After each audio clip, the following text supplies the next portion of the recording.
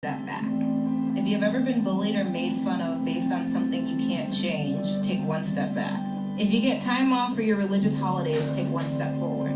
If you came from a supportive family environment, if you can see a doctor whenever you feel the need, if you're able to move through the world without fear of sexual assault, if you took out loans for your education, if there were more than 50 books in your house right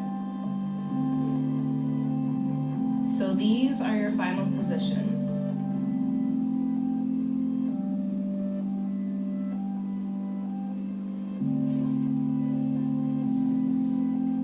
I think it felt kind of strange for everyone. It's a hard thing to discuss or even reflect on. It was very awkward. I think when you can represent it so visually like this and so immediately, it definitely takes on a new form. I think we were like all joking around in the beginning. It was pretty lighthearted, and as soon as the questions started coming in, the mood shifted immediately, and we all it was just silent. Just looking back and seeing like a bunch of people behind you is not a good feeling. It's like weird how you want to like hold on to explaining a certain privilege, like, oh, but that's not actually me because like I had to work really hard for that. So it's weird to like take a step forward when you feel like you're taking a step forward with someone else, but you wear a lot of the baggage of like how those things were hard. It was like more emotional than I thought it would be. It reminded me of when they talk about slavery in high school and you feel like angry for a few days, but then you just realize like this is how it is. For me, it was kind of frustrating almost to look back and see how much further some people were behind me, and realizing that, you know, a lot of that stuff, no amount of hard work or even legislation can make up that gap. It's interesting being an Asian American because you're not really sure where you fall on the spectrum of privilege. I know that for me, one of the reasons I ended up so far back was that there were questions around safety as an African American, as a woman, as a gay woman. There are just so many different ways that I don't feel safe. I feel like I just learned to be grateful for what you have. You know, we're in such a huge society where it's always complaining about what you don't have. It just shows you that for some families, like each family, you're meant to do better. My grandparents did good, my parents did good, and I'll do even better. I do think if you're not like aware of privilege, you should do this exercise, but it's more complicated.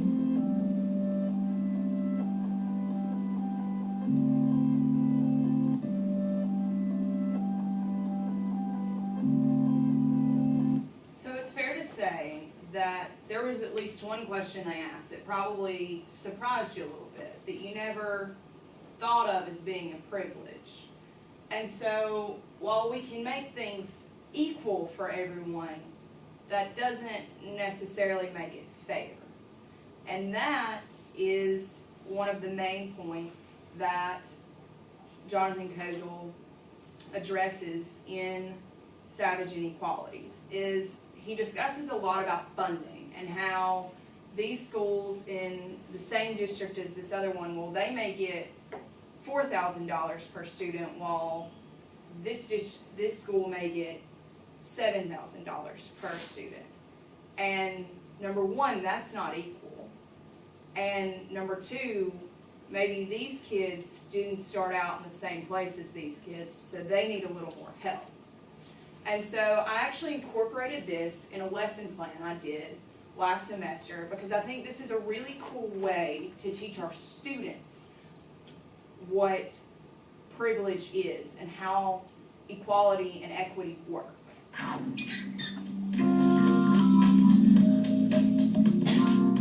I once saw a high school teacher lead a simple, powerful exercise to teach his class about privilege and social mobility. He started by giving each student a scrap piece of paper and asked them to crumple it up.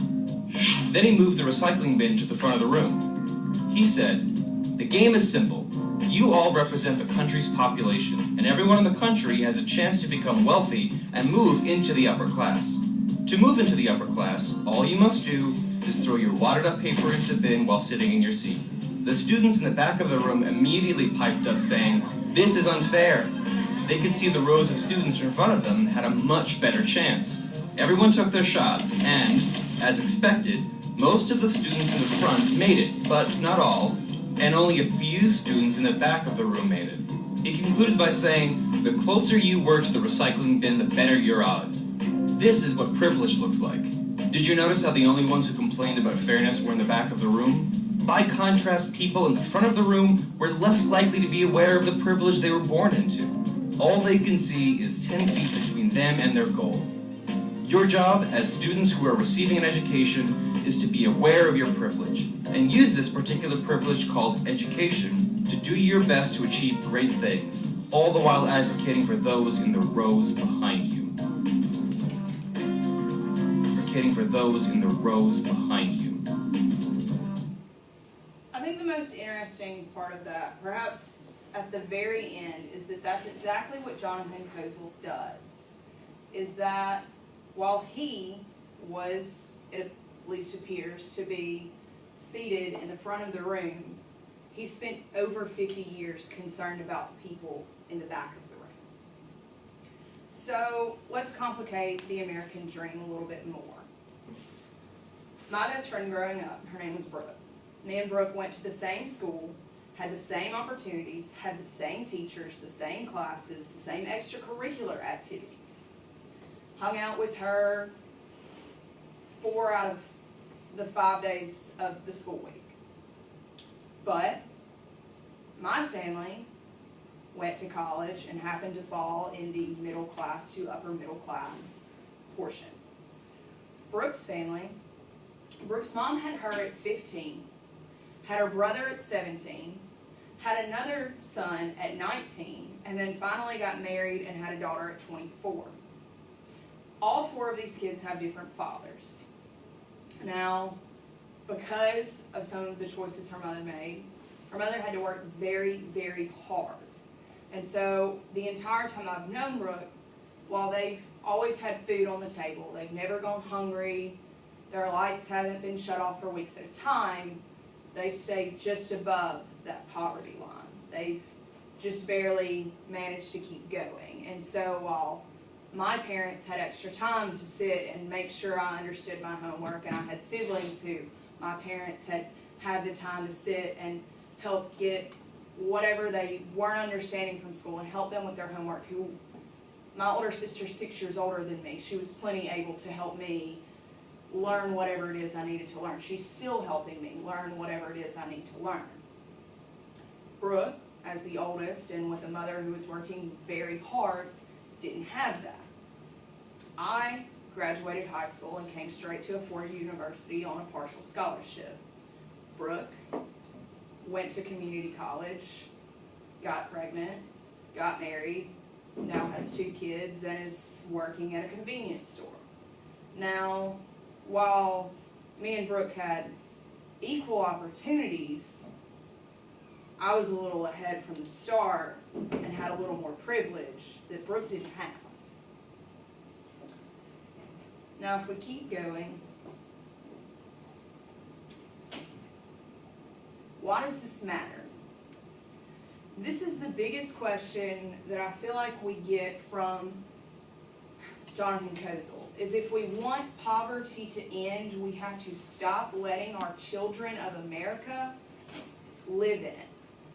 And that begins with the school systems, because it's a lot harder to control their home lives, but what we do in the schools and how the schools treat them, we can control, especially because each of us are going to be part of this system.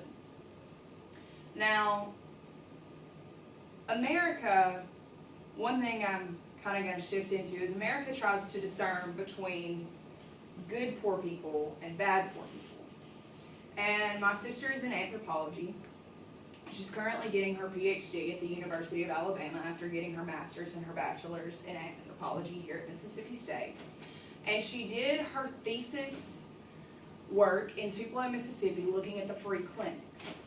Now, I'm going to provide 2 examples of these. You have Good Samaritan, where you can go if you work at least 20 hours a week and bring in your pay stub.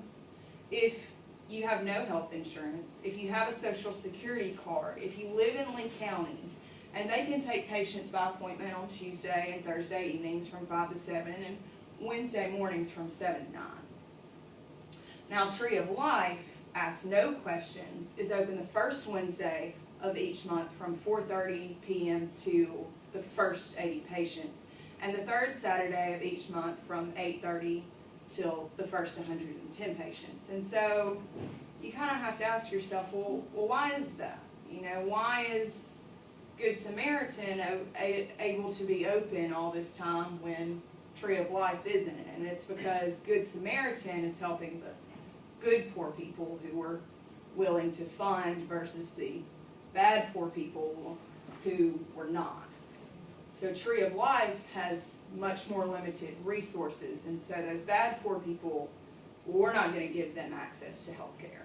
So the kids in East St. Louis that Jonathan Kozel talks about who have abscessed teeth and are so used to it by this point because they've just grown up with the pain, well, they're bad poor people, so we're only going to help them if they get in there with the first 80 people on the first Wednesday of each month, or with the first 110 on the third Saturday of each month. And if you've ever driven through Main Street, Tupelo during that time, you'll see people lined up from 2-3 hours before that, and they'll stand out there until they close the doors, and there is no more, because that's their one shot.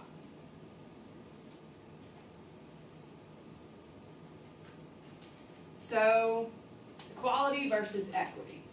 Equality is the state of being equal, especially in status, rights, and opportunities. Equity is the quality of being fair and impartial.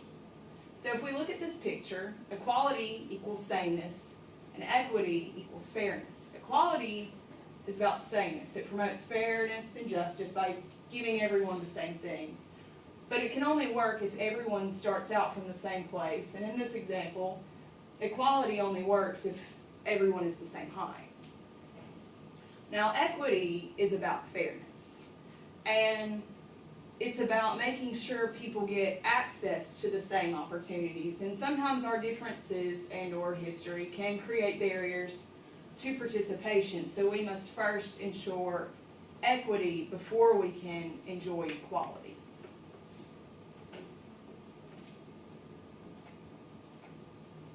So how can we achieve equity in the public school system? We don't know. We're still trying to figure that out. But these things would help. And most of these, Jonathan Kozel points out during his novel, or his book. And number one is funding. Because if we equal out, because he's looking at schools in particularly where maybe they're getting the same amount of funding, but this school has more kids, so they need more so that their kids can have an equal amount as these kids over here who maybe Shannon has 543 students and Morville has 453, so Shannon's going to need a little bit more money. And they've got a few more teachers. And rezoning school districts, because one example he gave is they built a new school because there was this new development, and instead of letting the kids who lived there all this time, who desperately needed a new school, go there, they rezoned them 20 minutes out of the way so that the middle class students of the new development could go to the new school. And when the other kids got a few years older, they'd have the option.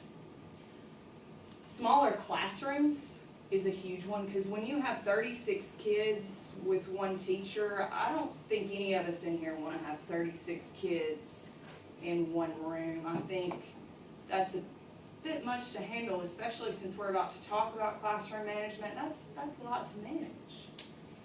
As well as parent involvement, and that's something a little out of our control, but that's where we fill that gap and invite our parents to come and see our classrooms, and invite our parents to come participate in things, and try our very best to get our parents involved. To promote critical thinking and not just teaching our students simply the material, but how to think for themselves, because a lot of our kids don't know, because we're like, what color is the dress Cinderella wears? It's blue, but what's the symbolism of the blue? If they can reason that, that'll help them reason choices they make later in life. And that's